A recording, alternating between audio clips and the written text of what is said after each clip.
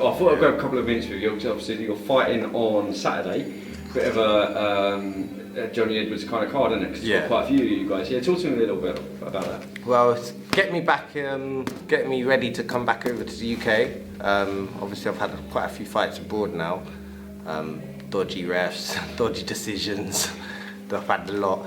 But yeah, man, it's good to just preparing. It's a step towards coming back. So it's just like a run around. Yeah, more of a little. It's more of a warm up, and then get back into the mix over it. Have you got something lined up for after this fight then? Yeah. I think we've got a date. I think we're looking at sometime in July. So yeah. Any is that going to be on a TV? I'm not sure. I'm not sure on the platform yet. I'm not sure.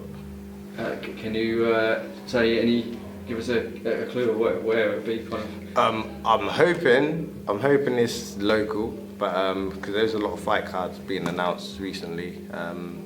So yeah, we're just waiting to see. I'm not sure that there is a chance it could be abroad again. But yeah, we'll just have to see how it all goes, basically. So aside from like kind of decisions, and we saw one with Liam Smith recently as well. Do you like the experience of fighting abroad? Yeah, I love it. I love the travel. I love everything that comes with it. Traveling, flight, hotels, see a new area. Yeah, I love it all really. You learned a bit of Russian yet? Have I learnt any? No, I haven't. I used the Google, the Google app. But so you still without? Not really, but we work together still. Yeah, so, yeah. Yeah. So you obviously you're fighting on Siesta kind of shows and stuff like that. So is that something? Obviously, the relationship you built up with them. You know you can kind of rely on someone to get you some fights abroad. And stuff like that. So we still work together. We're still looking out for each other. So yeah. That's good. What's the aim for you in boxing? Because you've taken a few like tough fights, which you know abroad and that. I mean, what is your long-term goal now? Well, the goal's always been the same, to be honest. I haven't had it easy in the UK. Had a lot of things where I've sort of got pushed into a position. But yeah, so I took them fights really just to stay busy. I had to throw myself in the deep end. I've swam a lot of them fights. Like we're seeing a lot of big fights that happen in the UK with UK fighters when they do go abroad, or they fighting someone from abroad in the UK. A lot of them have been getting stopped and it's not even going like past halfway through the fight, which is, I believe, if you're a true professional, really and truly, you shouldn't be getting stopped halfway through a fight. You should at least be going into championship rounds. And there's been a lot of upsets recently. So yeah, I think I've proved my level. I've gone there, I've gone abroad. I've almost stopped every single one of my fights abroad. I've never been hurt, I've never been down. So you kind of, your name's actually, or your stock's arisen really, because you've had, is it 3 fights away from home in Russia? And you got a draw, I think you lost 2, but they were like very controversial. Yeah, the first one was my first one back after TED, so I was out of the ring for like 2 years. That one, I fully lost that one. I like to be as honest as I can. I fully lost that one. I almost knocked him out in the 7th round. I think I probably only won 1 round in that whole fight. And but yeah, he was tough as nails. Almost had him gone. Didn't finish the job. Won on points. So I take my hat off to him for that. The second one, I thought that was real clear. Real clear. I literally schooled him on the jab, and they gave that one a draw. So I remember watching that one. Yeah, and then the third one was for the WBO. Obviously, they paid for their title fees, so I knew I had to stop him. So I weren't annoyed by the end of the fight. I hurt him, almost stopped him in the last round, and then yeah, that fight, you can't even watch that fight. They don't even show the fight. You can't find it, you can't watch it. I ain't even watched it back myself. So it just goes to show, innit? A lot of people said they had me like 4 rounds up or 3 rounds up. I think I had myself, I'm sure I had me up like by 2, and that's with me being harsh on myself. What you know, your aim, would you still like to kind of get like a British title, or is it now just kind of making as much money as possible? Because I know you're talking about building a gym, weren't you, last time we spoke? Yeah, so my gym's built now. Yeah, we had to stop it all over COVID and that, but I still train in there all the time. So I've always maintained fitness. I want to win the world title. I believe I can, and I want to win the world title. With the British, I'm not really fussed because a lot of the top promoters They stay away from my style of boxing. They always have feared me, to be honest. It's half the reason why I've been in the UK for the last 3-4 years. After that TED fight, yeah, I lost. I put up a good fight. I didn't get knocked out. I've done the 12-round distance on my first time stepping up. I went from southern area all the way up to British level.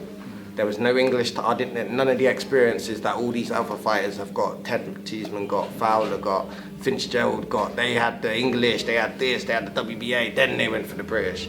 Me, they forced me to go from the southern area straight to the British. And if I pulled out or didn't take it, I probably would just be in the lineup now for the British if I had pulled out then when I was mandatory.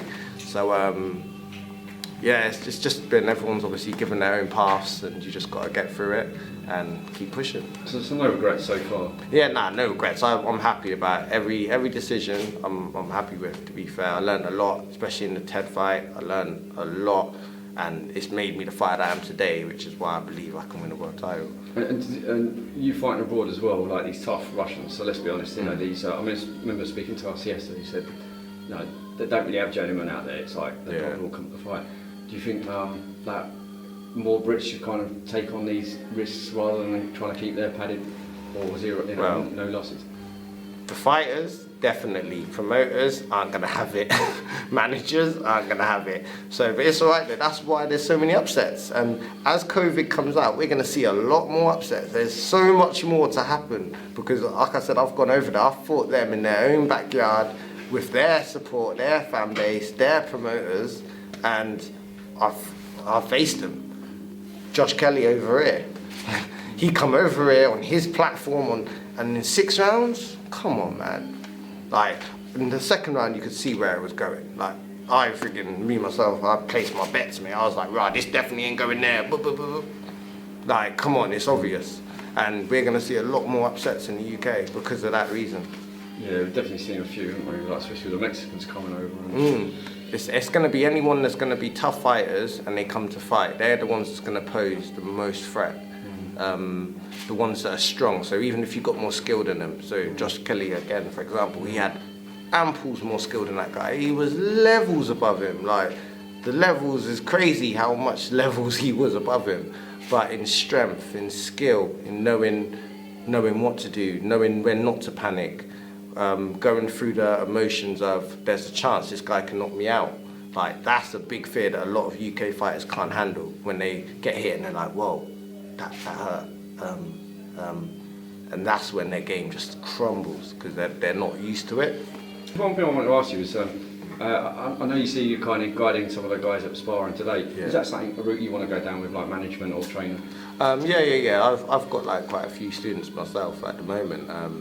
I've took on a lot that haven't done no boxing. I've got some real good girls. The girls seem to learn a lot faster. But definitely. Oh, so hopefully in a few years, once you kind of hang up glass, we'll see you like in the corners and definitely. TV, like kind of promoting and stuff. Yeah, definitely. Cool. We'll have to come down there sometime, like with your.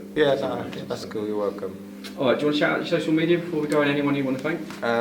Shout outs to my team that's helped me prepare for this fight. Guildford Boxing Club. Shout outs to John Edwards, my coach, and Tank Thomas Jarvis, my second coach. And everyone that's helped us basically get to where we got to. Big shout outs to Joe. Joe, WizKid. That's his new name. Yeah, you have to keep an eye out for him coming up in the amateur rankings. And your social media, so people can follow you? Team Decos, with just Insta, Facebook. Find me. Cool, man. Nice one. Alright.